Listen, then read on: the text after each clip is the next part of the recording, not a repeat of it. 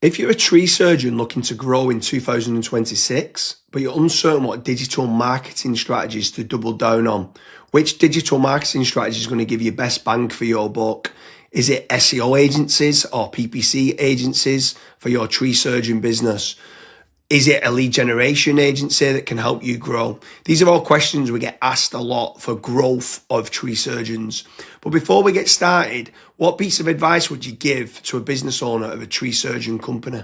So for tree surgeon companies, the biggest piece of advice that I would give is tracking profitability. You want to know exactly where your leads are coming from, how much money you've spent on those leads, and what's the quality looking like as well. Once you actually have those figures in place, that's when digital marketing becomes a lot more predictable. You can double down on certain campaigns, or you can switch certain campaigns off as well.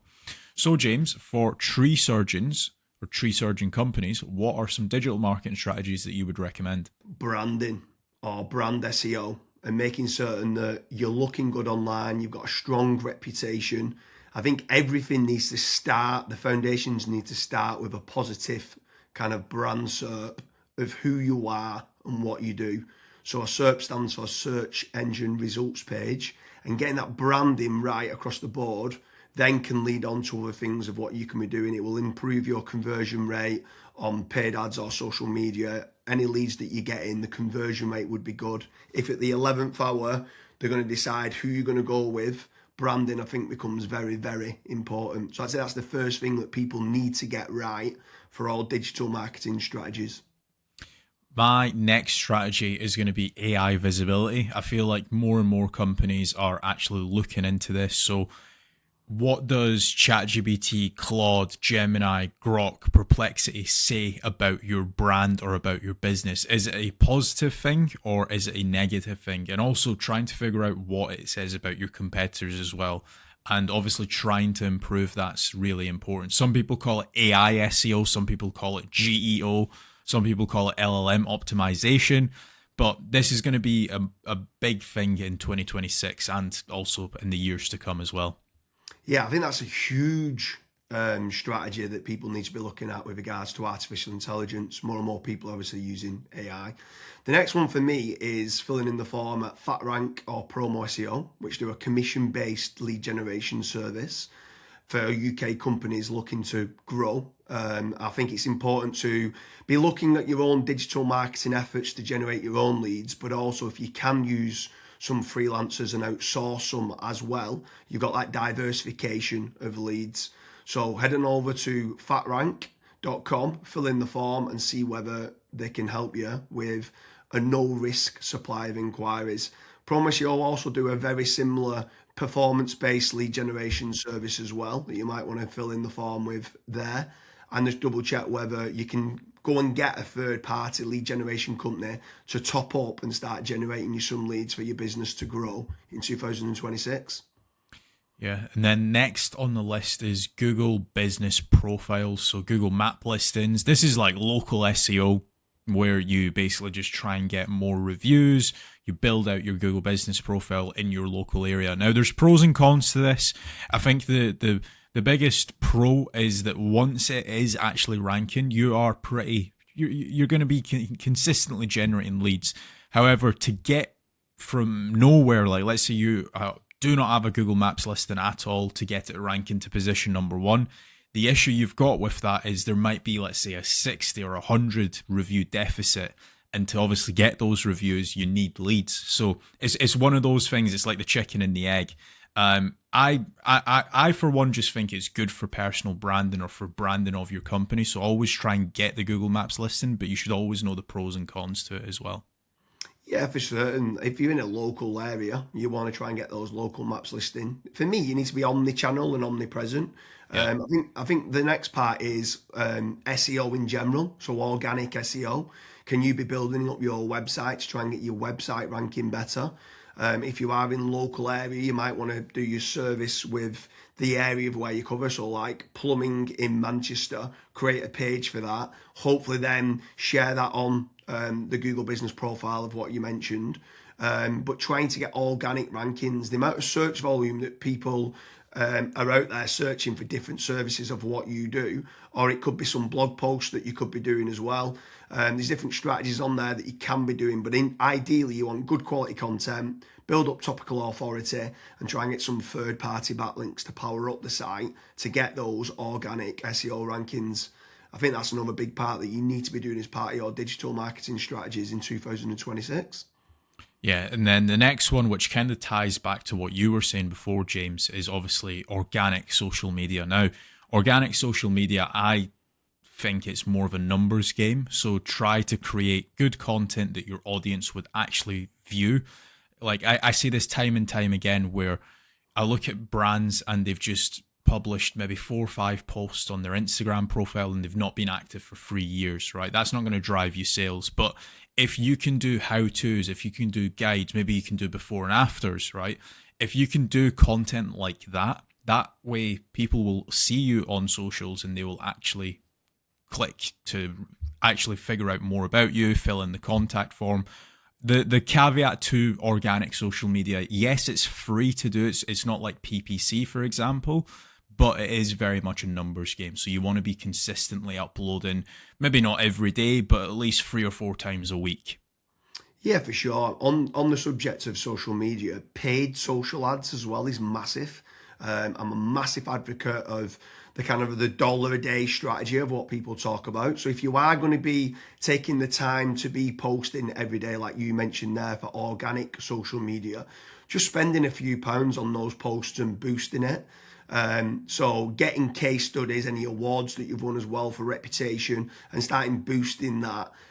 You can also be running retargeting ads. So if anyone's clicked through to your website, you can be running retargeting, which is paid social as well.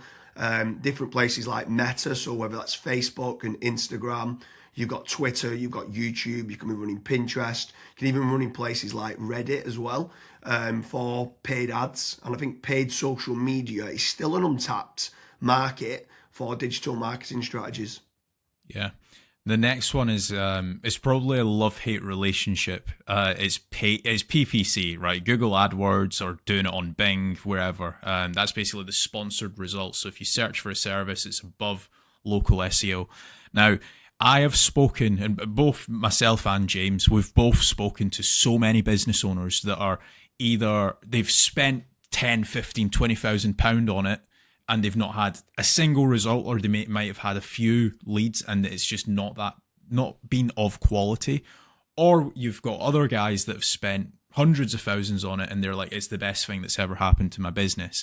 Now, the reason why people are either they absolutely love it or they absolutely hate it is probably down to how it's been set up. Like there's so many different nuances to PPC, like for example, having a really proactive negative keyword list, making certain that you have a set of banned IPs. Like, for example, your competitors could be clicking on your ads, and that's deemed as what's called click fraud. Making certain that you've got a high converting landing page, making certain that you KPI your sales team. So when a PPC lead comes in, that is one of the first priorities that they actually take when it comes to contacting the lead. There's all of these different nuances, and if you're not on the ball with PPC, it's probably not going to work for your business. However, if you've got a really good, well-refined sales team, you've got a really good landing page, you've got a well-kept, up-to-date negative keyword list, you are using click fraud software, at that point, it will actually probably perform well for you. But again, just know the pros and cons to PPC.